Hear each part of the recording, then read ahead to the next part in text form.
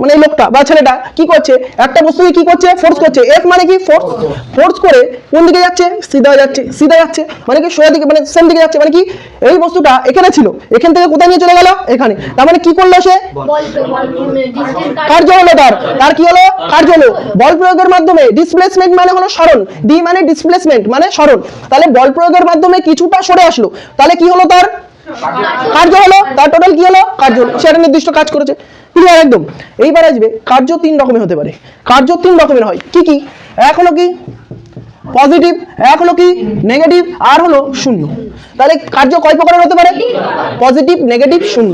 কাজ করবে কিন্তু শূন্য হয়ে যাবে, কাজ করবে কিন্তু নেগেটিভ কাজ হয়ে যাবে। আজব চিন্তা ভাবনা সব। তাহলে কি এগুলো ফিজিক্সের। এই যে মাকে গিয়ে বলবা, মা দেবে ছেঁচে একেবারে মুখ, বলে বেশি শিখে গিয়েছো।